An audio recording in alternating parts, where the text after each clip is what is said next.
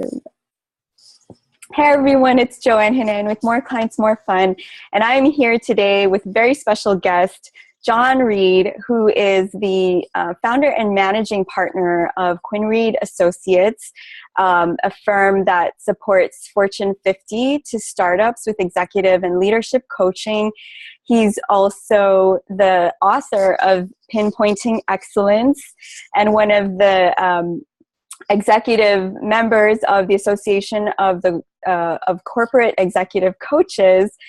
So without me going on and on about your titles, John, welcome to this virtual coffee. Thank you very much, Joanne. Happy to be here. Thank you for being here. And I even picked up a real Starbucks coffee before our chat. That doesn't happen every day. But thank you for being here. I love introducing such movers and shakers to our community and just connecting with the specialities of what you do so that others can collaborate and connect with you as it really makes sense. So I'd love to hear in your own words who you help and what you do that makes such an impact in this world. Well, thank you very much, Joanne.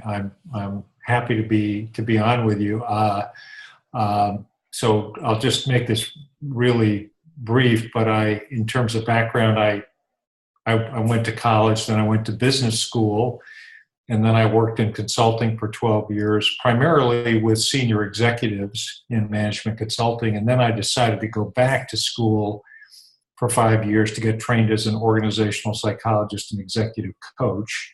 And I finished all that about 20 years ago. So I've been coaching for 20 years. And most of the people that I work with are either in the C-suite or are getting primed to be in the C-suite, or they're entrepreneurs or otherwise organizational leaders who have major responsibilities. They have a lot on their plate. And the typical engagement and working with them as an executive coach is to help them, even though they're already very talented and effective, to help them become even more effective. And usually that involves some degree of behavior change to help them become more effective. So that's kind of a quick summary. Yes, probably a very humble summary. I know that you do a lot of traveling across the US and into Europe, and having this face-to-face engagement with the C-suite is not just transformational for them at that level, but really it's going to have an effect throughout the whole organization. Would you agree? Yes, yes, I think so. Right. And the sort of the bridging of lots of different organizational cultures and also, ethnic and national cultures is increasingly important when you're talking about organizational change and improvement. So it's a very interesting time right now. Sure. So without disclosing confidential details of that nature, what would you say, or how would you describe some of the transformations that you see up in these Fortune 50 companies, and what are the trends? What is the innovation and change happening at that level that affects the rest of the organization or even industry? Well, I could give you a couple of examples, but one, Joanne, was without naming names, but let's just say the largest energy company in the world, based in China, wanted to open an office, let's just say in a certain city in the United States, one of the cities I work in, and they wanted to have as their leadership team in the United States 3 people who were of Chinese origin, who were coming from China. And so the job there was to help that group of 3 senior leaders who'd never set foot in the US before, but then would be managing perhaps in excess of 200 people who were primarily U.S. citizens, how to adapt to the culture here and to be as effective as possible, as quickly as possible, so they could achieve the business results that they were hoping for. Sure. So that was an interesting engagement. Very interesting. I really appreciate the engagements that involve that global exchange of knowledge and culture. It can be quite sensitive, and I can appreciate the work you do in that, and as well as one of your colleagues, Maya Hu Chan, Yes. who just had a great talk with last week. And I would love to be a fly on the wall to see what is happening with that exchange of that transformation happening in the room, and that exchange of insight that you're delivering, and how it's playing out in them. So great. I wanted to talk about your book a little bit today, because I happen to have 2 autographed copies of this, and I want to be able to give a copy away to someone in our community who wants to make a comment about, perhaps something that you would say about it. So I'll figure that out once we talk about it. So tell me, this is your life's work, or part of your life's work. I know that it means a lot to you to set a standard of coaching excellence in the industry today. So how would you summarize the key to finding a quality executive coach, and what are the implications for other executive coaches in our community? Sure. Well, to give you sort of the Reader's Digest version of this, Joanne, I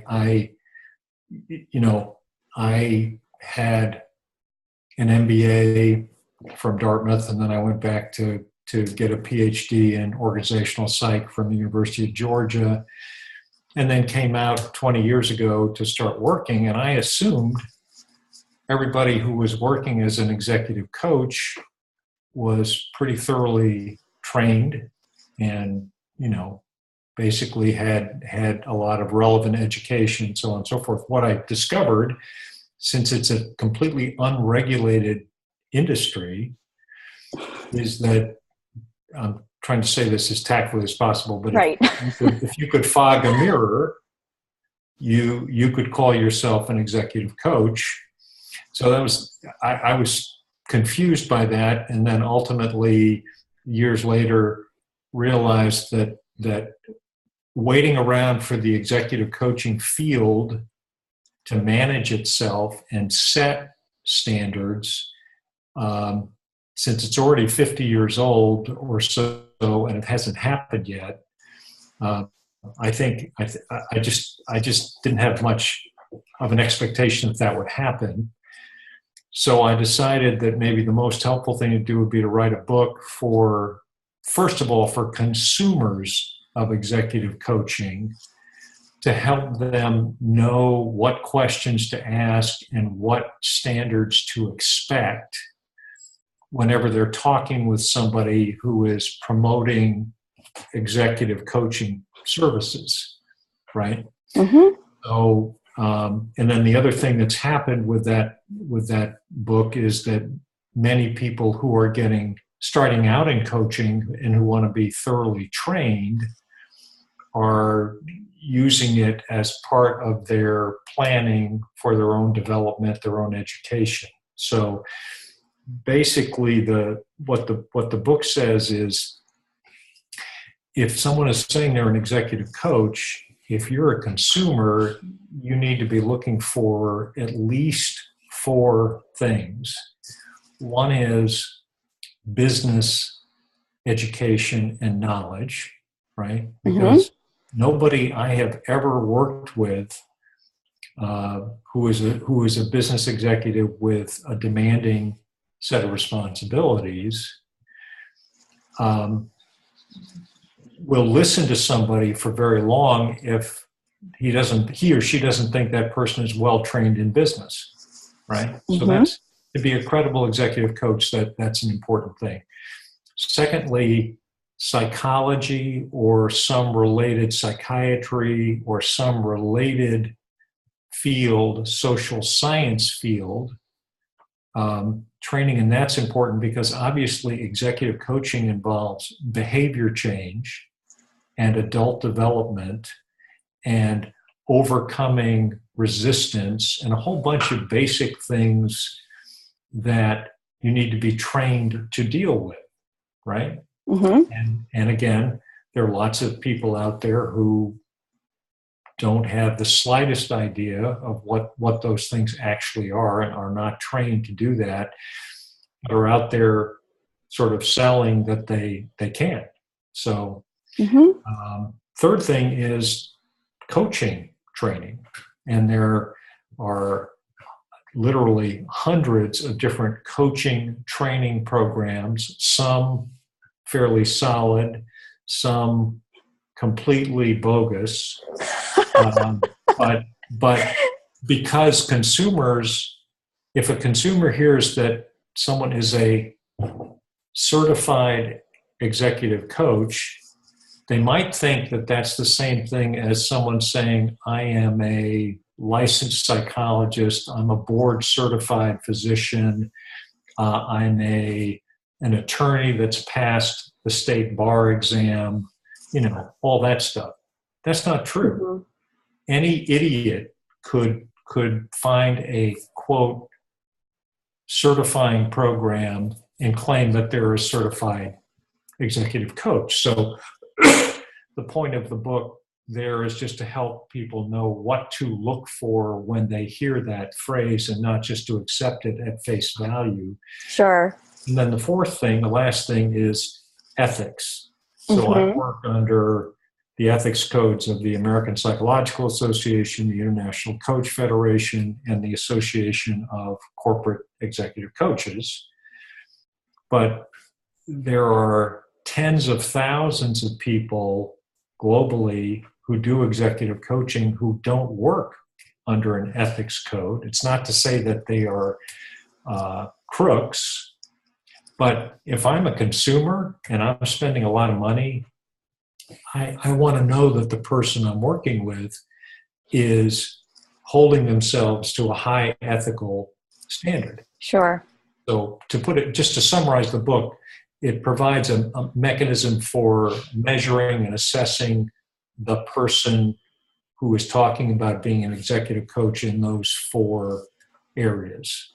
Perfect. Fantastic. And even more importantly, when you're a corporate executive coach. So you absolutely are a thought leader in the industry, setting that standard of excellence. And what you're doing in the Association of Corporate Executive Coaches is, as an organization, setting benchmark. And I know you have the people you attract there are some of the most honorable, top-notch, well-performing, well-acclaimed types of people, and they're just, if you will, the cream of the crop.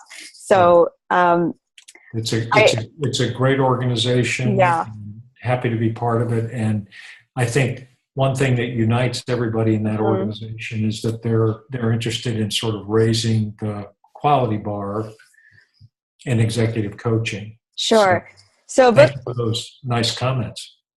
Absolutely. I completely, I'm genuine when I say that, because I've met a lot of them in person just last month at that wonderful event in Sonoma.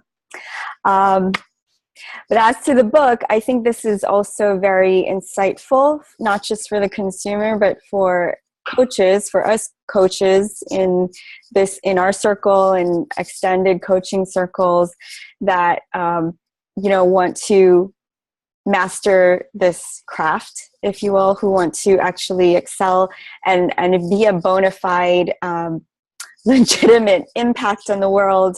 There are some things that you've seen from a bird's eye view all these years that works and what doesn't work, what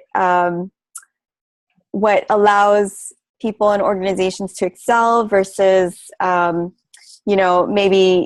maybe come to a different standard, if you will. You were very diplomatic about that, but we want the real deal, is what you're saying. We want the real deal of coaching, and there are some things to do to bring ourselves, if we're an executive coach, to that standard of excellence. Yeah. So Joanne, if just a quick example, but if you move to a new city and you want to find a new internist, right? Sure.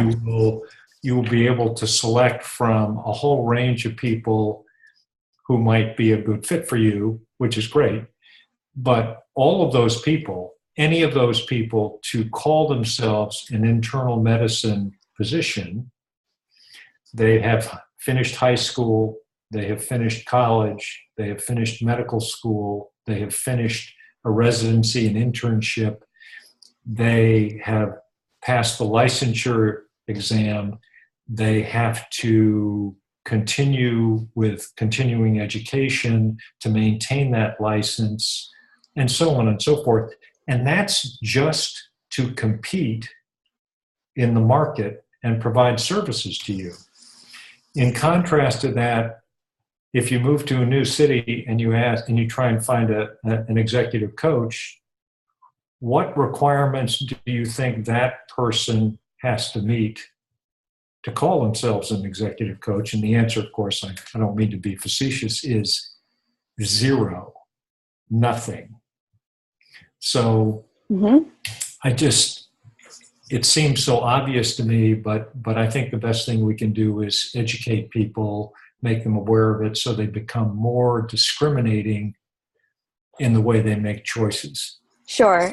And that would be, I would say, the profile of a lot of the people who are in our community. They are at a level of excellence. So just to know that there's a voice and an advocate for them as well is very helpful. So thank you for all that you do. It was a pleasure to have you. Thanks for your time today. Thank you. Have a little coffee. Thank you. I hope that the next phase of your book is on its way, and look forward to seeing that roll out very soon. Thank you very much, Joanne, for having me. It's a pleasure. You're so welcome. Take care, John, and we'll talk to you soon. Bye for now. Okay, bye.